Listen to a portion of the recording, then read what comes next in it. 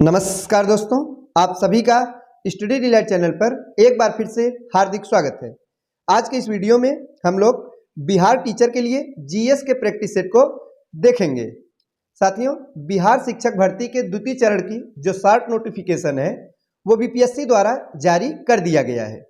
कक्षा 6 से लेकर 12 तक के शिक्षकों की भर्ती प्रक्रिया बीपीएससी द्वारा कराई जा रही है और साथियों इसका जो परीक्षा तिथि है यानी कि एग्जाम डेट है वो भी घोषित कर दिया गया है। 7 दिसंबर से लेकर 10 दिसंबर तक इसके लिए परीक्षा आयोजित कराई जाएगी।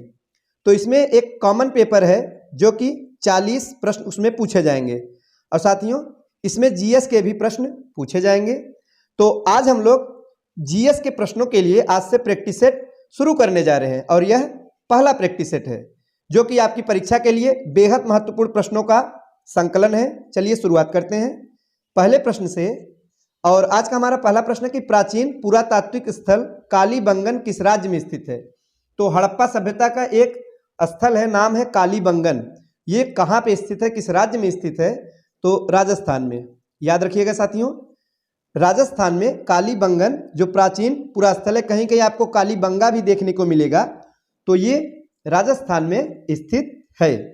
और अगर बात की जाए कि खोज किसने किया था तो अमलानंद घोष ने इसकी खोज की थी। यहाँ से साथियों क्या प्राप्त हुए हैं तो जुते हुए खेत, इसके बारे में भी जानते रहिएगा। परीक्षा में प्रश्न बनता है कि जुते हुए खेत का प्रमाण कहाँ से मिला है, तो आप क्या बताएंगे? कालीबंगा से। नेक्स्ट है कि प्रथम मानव जीवाश्म भारत की किस नदी घाटी से प्राप्त हुआ था। तो जो प्रथम मानव जीवाश्म मिला था वो नर्मदा घाटी से प्राप्त हुआ था। कहाँ से? नर्मदा घाटी से। तो सही जवाब होगा ऑप्शन नंबर सी, नर्मदा घाटी। अगला प्रश्न है कि भारत की प्राचीनतम संस्कृति कौन सी है। तो चलिए देखते हैं इसमें से भारत की सबसे प्राचीनतम संस्कृति कौन सी है। तो पूरा पाषाणिक संस्कृति। सही जवाब होगा ऑप्शन नंबर ए। तो पाषाण काल को 3 भागों में बांटा गया है, पूरा पाषाण काल, एक मध्य पाषाण काल, एक नव पाषाण काल। तो इसमें भी जो सबसे पुराना है वो है पूरा पाषाण काल। और अगर इसके समय की बात की जाए साथियों तो आधुनिक काल से लगभग 2.5 लाख ईसा पूर्व से लेकर 10,000 ईसा पूर्व तक इसका समय माना जाता है। पूरा पाषाण काल का ये समय है साथियों। आगे है कि भारत में विश्वविख्यात शैल चित्रकला स्थल कहाँ स्थित है। तो ये जो स्थल स्थित है वो है भीमबेटका। सही जवाब होगा ऑप्शन नंबर सी, भीमबेटका। और भीमबेटका किस राज्य में है? तो मध्य प्रदेश में। जरूर याद रखिएगा साथियों, कई बार पूछा गया है। तो मध्य प्रदेश में स्थित है भीमबेटका और जिला है रायसेन जिला। ये एक पूरा पाषाणिक आवासीय पूरा स्थल है। यहाँ से क्या मिला है कि सबसे प्राचीनतम जो चित्रकला के उदाहरण मिलते हैं यानी कि शैल चित्रकला, वो यहीं से प्राप्त हुए हैं। आगे है कि प्रथम मनके के निर्माण का प्रमाण किस स्थल से प्राप्त होता है। तो यह पाटने स्थल से प्राप्त होता है। कहाँ से साथियों? पाटने। सही जवाब होगा ऑप्शन नंबर ए। तो महाराष्ट्र के पाटने स्थल से प्राप्त होता है प्रथम मनके के निर्माण का प्रमाण। अगला प्रश्न है कि चिरांद पुरा स्थल पर किस प्राचीनतम संस्कृति के अवशेष मिले हैं। तो साथियों नवपाषाणिक संस्कृति यानी कि नवपाषाण काल के संस्कृति के जो अवशेष मिले हैं वे चिरांद पुरा स्थल से मिले हैं। चिरांद है कहाँ? तो साथियों यह बिहार जो राज्य है तो इसका एक जिला है, जिले का नाम है सारण जिला। कौन सा जिला है साथियों? सारण जिला है जो कि बिहार में स्थित है। तो यहीं से चिरांद जो है यहीं पर स्थित है और यहाँ से क्या मिला है? नवपाषाणिक संस्कृति के अवशेष मिलते हैं। आगे है कि जिस काल में कृषि कर्म का प्रादुर्भाव हुआ वह कौन सा काल है। कृषि कर्म यानी कि कृषि का प्रारंभिक काल कौन सा काल माना जाता है? कृषि कब से प्रारंभ होती है? तो नवपाषाण काल इसका सही जवाब होगा ऑप्शन नंबर बी। नवपाषाण काल से समुचित रूप से कृषि शुरुआत हो जाती है। आगे है कि दमदमा पुरा स्थल किस प्रदेश में स्थित है। तो जो दमदमा है ये उत्तर प्रदेश में स्थित है। जिले की बात की जाए तो एक जिला है उसका नाम है प्रतापगढ़। तो साथियों उत्तर प्रदेश के प्रतापगढ़ जिले में स्थित है दमदमा पुरा स्थल। अगला प्रश्न है भारत में पशुपालन एवं कृषि के प्राचीनतम साक्ष्य कहाँ से प्राप्त हुए हैं। तो बताइए साथियों। तो ये मेहरगढ़ से प्राप्त हुए हैं यानी ऑप्शन नंबर डी इस प्रश्न का सही जवाब होगा। मेहरगढ़ से ही पशुपालन एवं कृषि के प्राचीनतम साक्ष्य मिले हैं। वर्तमान में अगर बात की जाए कि मेहरगढ़ है कहाँ, तो बलूचिस्तान में स्थित है। और किस पाषाण काल का यह एक स्थल है, तो नवपाषाण काल का, यानी कि नवपाषाणिक एक स्थल है। यहाँ से 7000 ईसा पूर्व के लगभग पशुपालन व खेती के साक्ष्य मिले हैं। अगला प्रश्न है, निम्नलिखित में से किसको कैलकोलिथिक युग भी कहा जाता है? तो साथियों, कैलकोलिथिक युग किसे कहा जाता है? तो इस प्रश्न का सही जवाब है ऑप्शन नंबर सी, ताम्रपाषाण युग। ताम्रपाषाण युग को कैलकोलिथिक युग भी कहा जाता है। और ये युग कौन सा युग है? तो जब मनुष्य ने पत्थरों के साथ साथ तांबे के औजारों का प्रयोग एक साथ करना शुरू करता है, तो उसी काल को ताम्रपाषाणिक काल कहते हैं।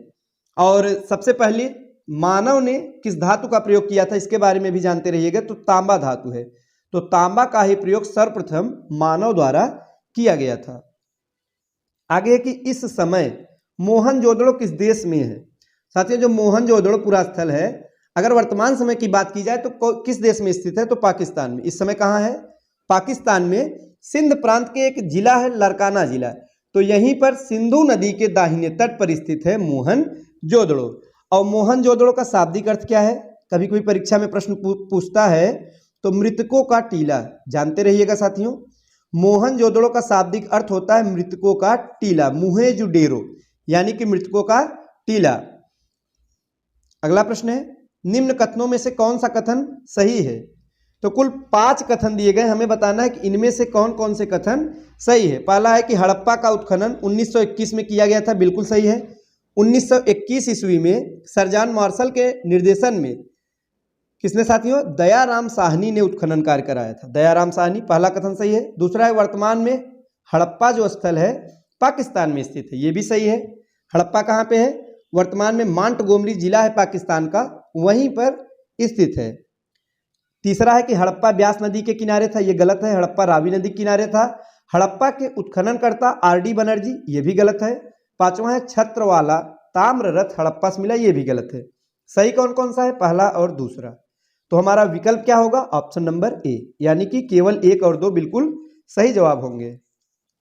आगे है कि प्राक सैंधव काल के किस पुरा स्थल से हल द्वारा जुताई के प्रमाण मिलते हैं?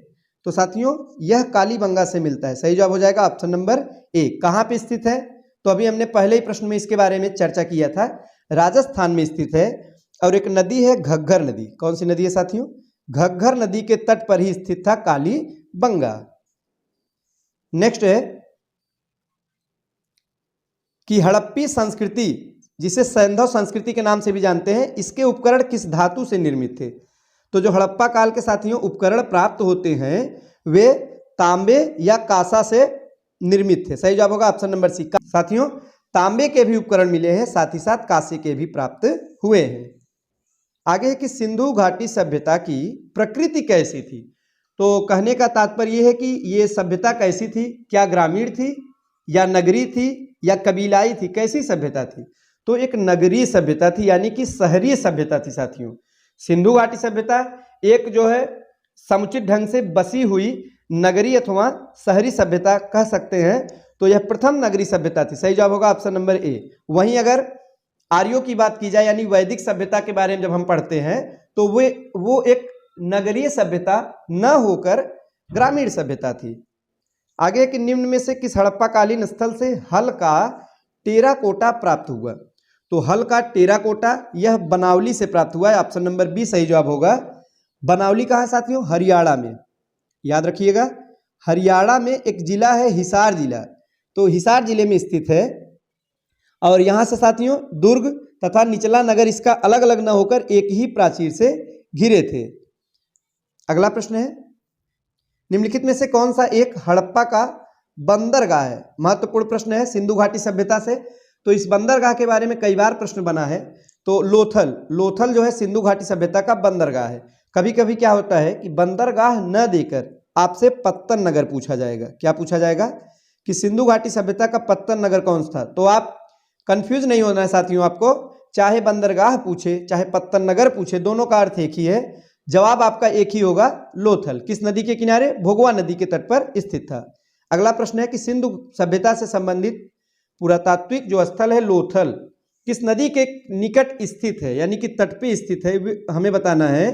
तो इस प्रश्न का सही जवाब है ऑप्शन नंबर बी, भोगवा नदी। अभी हमने बताया लोथल जो स्थल है वो भोगवा नदी के तट पर स्थित है, किस राज्य में है, तो इसके बारे में भी आपको जानना चाहिए।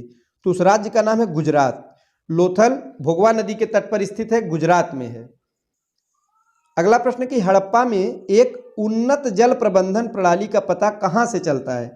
तो उन्नत जल प्रबंधन प्रणाली का जो पता चलता है वो धौलावीरा से। इसको आप एक ट्रिक से याद रख सकते हैं।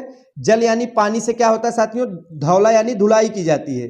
तो इस प्रकार से हम याद रख सकते हैं कि धौलावीरा धुलाई से संबंधित जल है, यानी कि उन्नत जल प्रबंधन जो प्रणाली का पता चलता है वो धौलावीरा से ही पता चलता है। आगे है, हड़प्पा में मिट्टी के बर्तनों पर सामान्यतः किस रंग का उपयोग हुआ था। तो जो सामान्यतः रंग का प्रयोग किया गया था वो था लाल रंग। सही जवाब होगा ऑप्शन नंबर ए। हड़प्पा से जो प्राप्त मिट्टी के बर्तन हैं तो इनमें सामान्यतः लाल रंग का प्रयोग किया गया है। अगला प्रश्न है कि सिंधु सभ्यता निम्नलिखित में से किस युग के अंतर्गत आती है। तो साथियों सिंधु घाटी की जो सभ्यता है वो आद्य ऐतिहासिक काल के अंतर्गत आती है। इतिहास को जब हम पढ़ते हैं तो 3 भागों में बांट के पढ़ते हैं। एक कौन कौन सा है साथियों, तो प्रागैतिहासिक काल है, और एक है आद्य ऐतिहासिक काल, इसके बाद है ऐतिहासिक काल, उत्तर ऐतिहासिक काल भी है। तो इनमें अंतर क्या है, अंतर यह है साथियों, प्रागैतिहासिक काल वो समय है जब लिखित जानकारी जिस काल के बारे में बिल्कुल नहीं मिलती है। इसमें हम लोग आदिमानव के बारे में पढ़ते हैं, पाषाण काल के बारे में पढ़ते हैं। दूसरे नंबर पर है आद्य ऐतिहासिक, ये वो समय है जब लिखित जानकारी तो मिलती है किंतु उसे अभी तक पढ़ा नहीं गया है, जैसे कि सिंधु घाटी की सभ्यता तो आद्य ऐतिहासिक काल के अंतर्गत आती है।